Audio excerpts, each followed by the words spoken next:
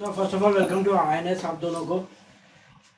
और thank sir you. सबसे पहले आपसे जानना चाहेंगे रमता blends Indian rhythms with contemporary sound, so how do you both collaborate to achieve this unique sound? जी, देखिए हमारे जो our tradition is from Indian classical music. We come from legacy families, and the whole training has been in traditional Indian classical music. So percussively, uh, we have learned from our respective gharanas, being Punjab and Farrukhabad. But throughout our lives, both Tawfiq Bhai and myself, we have explored different forms of cultural rhythmic expressions, and because of that, there has always been an interest in world percussion, and therefore the knowledge that we bring to the table from Indian classical music is translated into uh, world percussion and an interpretation of that which is probably quite different from the way most people calibrate this information. And in a sense, both he and I, we've been very similar in our understanding of the subject, and we have hence there is a common ground for us to work on. Kyunki the kind of understanding that we've developed comes from the fact that there is a commonality of history. कि उनका भी परिवार में इतना tabla, such a huge thing, and in mine as well, and the fact that we both have explored live world percussion. तो ये ground set था रमता के लिए, और it was only a matter of time before which we actually ended up doing it. Correct. So ये basically Vikram दा का आइडिया है कि हम लोग साथ में करते हैं, और मेरे लिए भी ये बहुत अच्छी बात थी बिकॉज मैं इनका काम एडमायर करता हूँ। मेरा एल्बम आया था 25 साल पहले रिधुन, और इनका एल्बम आया था 24 साल पहले रिदमस्केप। तो दोनों ही रिदम के एल्बम थे but different from each other. तो उस दौरान भी हम एक दूसरे के साथ मिलते थे, हमने कोलैबोरेशंस भी किए, हमने बजाए भी। तो बहुत अच्छा था बिकॉज जैसे उन्होंने बताया हम दो ऐसे परकशनिस्ट हैं कि हम लोग बहुत कुछ अलग से, मतलब देखिए हमारा बैकग्राउंड सेम है लेकिन हम लोग अलग अलग साउंड्स को एक्सप्लोर करते हैं। और इस एल्बम के लिए विक्रम दा से अच्छा मेरे लिए कोई और अच्छा कोलैबोरेटर नहीं मिल सकता था। तो इसलिए रमता मतलब विक्रम दा का रम और तौफीक का ता मिलके रमता बना। रमता ऑल्सो मीन्स प्लेफुलनेस। तो बस हम जहाँ भी पूरे स्टूडियो में जब भी हम काम कर रहे थे, हम लोग we were just having fun, we were just playing, और whatever has come out वो खेलते खेलते ही एक ये एल्बम बन गया है रमता। लेकिन there is a seriousness in it, उसमें मेहनत भी बहुत गई है। तो उम्मीद करते हैं कि आप लोगों को पसंद आएगा ये।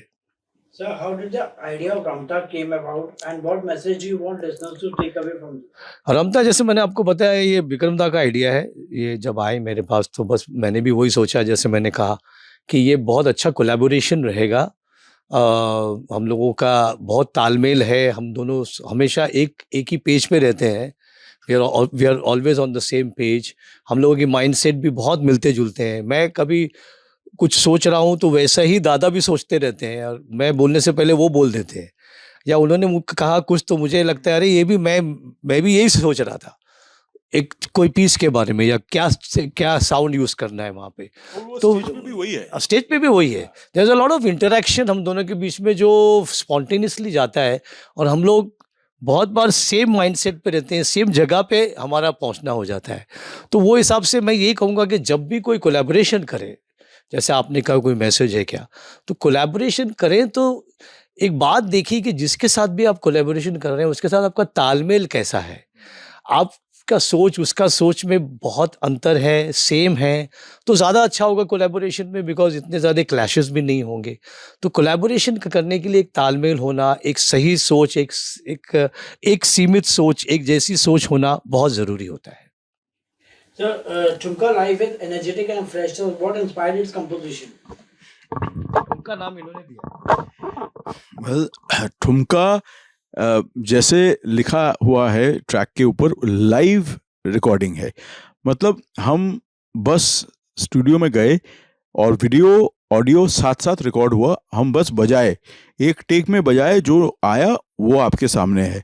तो it is like a live performance, जैसे लाइव परफॉर्मेंस में हम करते हैं उसी तरह से हमने ठुमका रिकॉर्ड किया।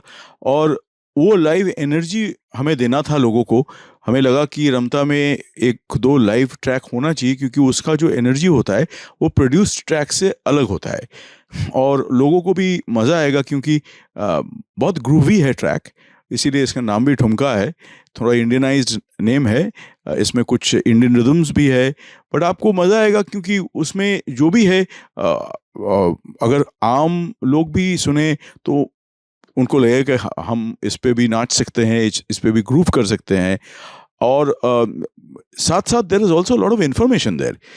इसका जो इन्फॉर्मेशन है वो हमारा तालीम से आता है, और वो लाइव में ट्रांसलेट करना मुश्किल काम है, क्योंकि लाइव में गलतियां हो सकता है। बट हमने अपने आप को वो चांस दिया नहीं, हमने ये रिस्क ले ही लिया, और लेके very luckily everything went well and the track is being loved by people. Sir, how do you see the evolution of percussion in today's music scene? origin of percussion, evolution। Well देखिए, एक दौर था पंचमदा का, जब पंचमदा छोटे छोटे percussions को एक बहुत इंपॉर्टेंस देते थे कि उनके गाने में कभी कभी शेकर का पैटर्न या रेशो रेशो का पैटर्न बोंगो के पैटर्न से ज़्यादा लाउड होता था, क्योंकि उनको वो रेशो रेशो का पैटर्न चाहिए रहता था।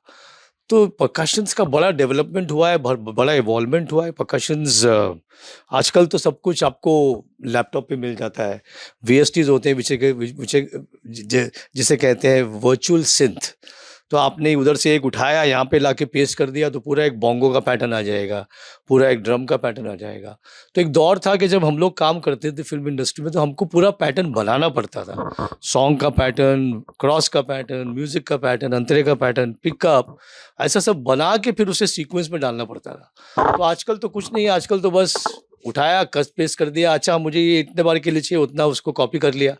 तो म्यूजिक का कंपोज करना, जिसमें परकशंस भी है वो, और खासकर परकशंस थोड़ा और भी इजी हो गया है, और बहुत सारे परकशंस नए नए भी निकले हैं। बहुत कंपनीज आ गई हैं जो परकशंस बनाती हैं। पहले सिर्फ एक ही कंपनी हुआ करती थी, अभी तो LP, रीमो, माइनल, क्या क्या नए नए परकशंस आ रहे हैं। शेकर्स में भी अलग अलग प्रकार के परकशंस आ रहे हैं। फिर भी मैं ये फील करता हूँ कि एक ज़माने में जो लाइव म्यूजिशियंस यूज़ हुआ करते थे, आज के दौर में कम होता है। आज के दौर में ये सब कुछ आदमी अपने कंप्यूटर से निकाल के हो जाता है, जबकि एक आदमी लाइव जब बजाएगा, एक गाने के पीछे लाइव बजाएगा, तो उसमें एक झोल होता है, उसमें एक अपनी एक रूदारीपन होती है, वो आजकल मिसिंग है। एक कंप्यूटराइज्ड मामला लगता है ज़्यादा से ज़्यादा। आपका क्या ख्याल है इसमें? देखिए, आप अगर एक ट्रैक, आज के ज़माने में जो ट्रैक्स बनते हैं कट पेस्ट, जैसे तौफीक भाई ने कहा, आप वो सुनिए और आप हमारा रमता सुनिए, आपको फ़र्क दिख जाएगा।